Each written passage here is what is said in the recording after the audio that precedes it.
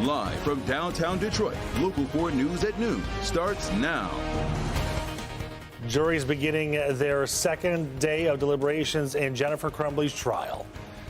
Thank you for joining us. I'm Nick Monticelli. And I'm Priya Mann. Jurors deliberated for about 7 hours yesterday before being dismissed for the day, and they returned to court this morning and resumed their talks. Sean Lay is live in Pontiac this morning. He has been following the trial every step of the way.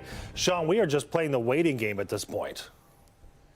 Truly, and this is a critical time right now in these jury deliberations because they've gone up the jury to the lunch hour. We thought perhaps they would have a verdict maybe before lunch. They're actually having lunch right now and deliberating. The longer these deliberations take, the more the national media is showing up in droves here. There's crews up and down this sidewalk setting up. There's even a live camera for one network upstairs just showing really an empty hallway until there's a verdict. Now, let's break this down. The longer we go, what does that mean? Our experts are saying this is clear indication, of course, that this is not an open and shut case. But if this was a slam dunk case for them to convict, they would have done it by now. If it was a slam dunk case for them to quit, they would have done it. Criminal defense attorney Bill Barnwell reading the signals put out by the jury deliberating Jennifer Crumbley's guilt or innocence as those deliberations now entering a second afternoon. There is so much evidence and testimony for the jury to look at. The jury even asking a question about key issues that were not included in the trial. The jury asking if they should consider that the prosecution did not call the shooter to the stand to ask him how he got the gun. The answer was no. Barnwell says the longer the jury deliberates, it shows this case was not a slam dunk for either side. What viewers need to understand is that a conviction requires much more than just probable cause or preponderance of the evidence, a halfway standard, or even something called clear and convincing evidence. So somebody might think it's clear and convincing that Jennifer Crumbley was grossly negligent or failed to provide a clear legal duty, but if they have not met their burden by proof beyond a reasonable doubt, then the jurors, by law, are instructed that they should acquit. Retired Judge Vonda Evans says the jury is showing how serious this case is to them and to the community. What's going on in that jury room? Let me tell you something about jurors. They take their responsibility seriously. These are people that you have to give a crash course in all the law you've learned for the last 20 years. Back here live, that's a great way of putting it because we sat here for jury selection and the entire trial. So much evidence, so many witnesses, Priya and Nick, that it is like a crash course for a member of the jury, 6 men and 6 women. As I say, it may be a good sign here close to reaching a verdict if they are having lunch and still deliberating. Perhaps they are close, and so we're going to head back in towards the end of the lunchtime here and see if they come back after lunch with a verdict. Back to you. All right. Thank you, Sean, reporting live in Pontiac this afternoon. And when there is a verdict, we will bring it to you live on all of our platforms. Stay tuned to Local 4, Local 4 Plus, and clickondetroit.com. We'll bring you our next scheduled update on Local 4 News at 4. Police say they need help finding a 1-month-old baby girl out of Auburn Hills who may be in danger. Eliza Prowell-Smith was last seen Friday at an apartment complex on South Boulevard in Auburn Hills.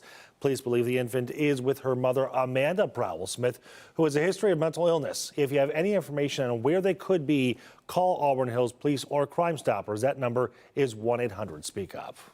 A federal appeals court ruled just a few hours ago that Donald Trump is not immune from prosecution for crimes he's accused of committing in the federal election subversion case. The ruling from the 3-judge panel was unanimous. The ruling is a huge blow for Trump's defense, saying since he has been arguing the conduct he was charged for by special counsel Jack Smith was part of his official duties as president. Trump's campaign issued a statement following the ruling saying they intend to appeal, adding that prosecuting a president for official acts violates the Constitution and threatens the bedrock of our republic. We'll have more on this story later today for you as reaction keeps rolling in. A 25-story riverfront apartment building is now open at the former site of the Joe Louis Arena in downtown Detroit. Take a look. City leaders were in attendance as some of the first looks at units in the residence at Water Square were unveiled.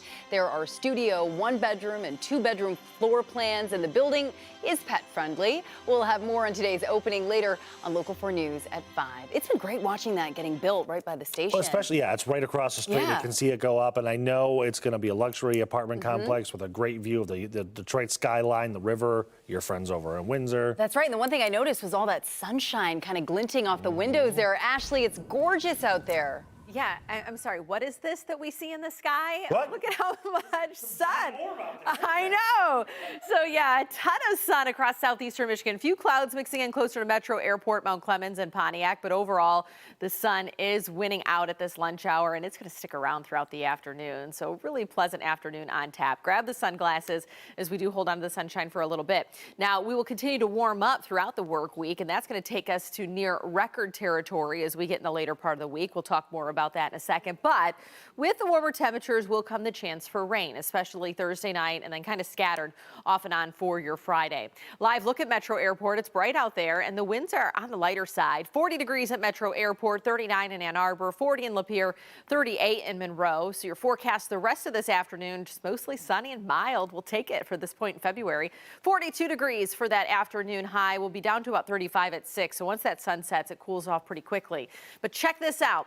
Our forecasted temperatures compared to the records. Well, our current record for this Friday, February 9th, sits at 56 degrees. We're forecasting 58. So there is a really good chance that we'll at least tie it, if not break it. But as I mentioned, rain comes with the warmth, so we'll time that out for you coming up in a few minutes. All right, thank you, Ashley. We are learning more today about King Charles's cancer diagnosis. Yesterday's announcement came just a week after the 75-year-old monarch was released from a London hospital following a routine prostate procedure. Britain's prime minister saying today King Charles's cancer is in the early stages. Thankfully, this has been caught early, and now everyone will be wishing him that he gets the treatment that he needs. Officials still have not confirmed exactly what type of cancer the king is dealing with, but in the meantime, Prince William, the heir to the throne, will step up and take on some of the king's public duties. Country music star Toby Keith has died at the age of 62. Known for hits such as Should Have Been a Cowboy and Red Solo Cup, Keith was diagnosed in 2022 with stomach cancer. In a message posted on social media, the family said he died peacefully Monday night in his home surrounded by his family, and that he, quote, fought his fight with grace and courage. Meta will take a harder stance on misinformation and deep fakes ahead of the upcoming elections. The parent company of Facebook and Instagram says it will ramp up its use of labels on artificial intelligence generated images. The labels will appear in all the languages available on each app. The move, however, won't be immediate. Labels will be rolled out over the next few months, and we expect to have a detailed report on Meta's move tonight on Local 4 News at 6.